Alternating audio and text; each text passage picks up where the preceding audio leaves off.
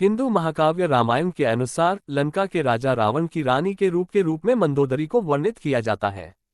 रामायण में उन्हें सुंदर, पवित्र और पतिव्रता स्त्री के रूप में दिखाया गया है।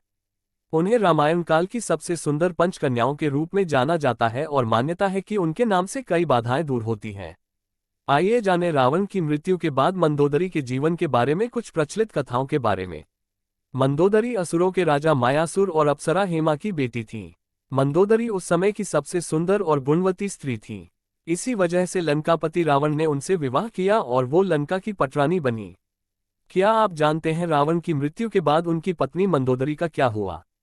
रामायण के कई ऐसे पात्र हैं जिनके जीवन से जुड़ी बातें आज भी रहस्य हैं। इनमें से एक चरित्र रावण की पत्नी का है जिसके बारे में कई रोचक तथ्य मिलते हैं।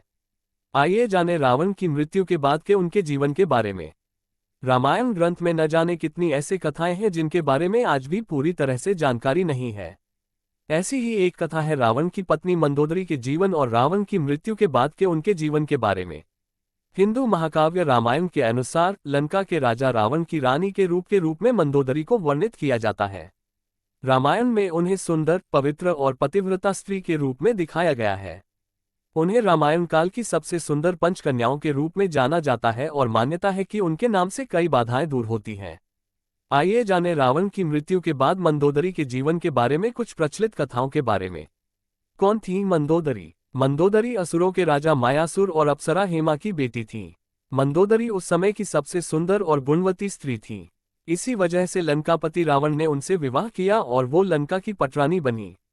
मंदोदरी के दो पुत्र को मेघनाद और अक्षय कुमार थे।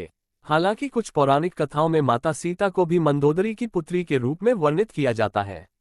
मंदोदरी को एक पतिव्रता स्त्री के रूप में याद किया जाता है और अपने पति रावण के लाख दोषों के बावजूद मंदोदरी उनसे प्रेम करती थी और उन्हें अपना सर्वस्व मानती थी।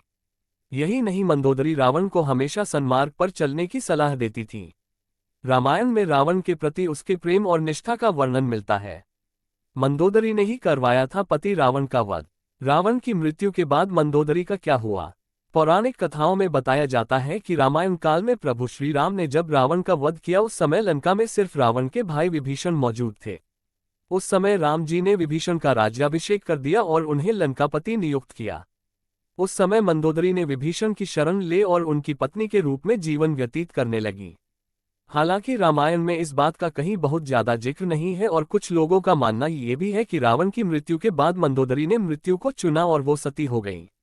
एक पौराणिक कथा में इस बात का जिक्र मिलता है कि रावण की मृत्यु के बाद राम ने मंदोदरी को सांत्वना दी और उन्हें रानी और उनके पति की विधवा के रूप में उनके कर्तव्यों की याद दिलाई। इसके साथ ही उन्होंने लंका के नए राजा की पटरानी बनने की सलाह भी दी, लेकिन मंदोदरी ने विधवा का जीवन ही स्वीकार किया और आध्यात्म में डूब गई। मंदोदरी ने अपना आगे का जीवन धार्मिक प्रथाओं के लिए समर्पित कर दिया। हालांकि इसका भी कोई ठोस प्रमाण नहीं मिलता है और यह इस तथ्य पर आधारित है कि मंदोदरी एक धर्मपरायण स्त्री थी और शायद इसी वजह से रावण की मृत्यु के बाद उन्होंने ऐसे ही जीवन को अपनाया होगा। रावण की मृत्यु के बाद वास्तव में मंदोदरी का क्या हुआ, इस बात के लिए कोई प्रमाणिक तथ्य नहीं मिलते हैं, लेकिन कुछ कथाओं में उनके आगे के जीवन के बारे में जिक्र मिलता है। अगर आपको ये स्टोरी अच्छी लगी हो तो इसे फेसबुक पर शेयर और लाइक जरूर करें। इसी तरह और भी आर्टिकल पढ़ने के लिए जुड़े रहें हर जिंदगी से।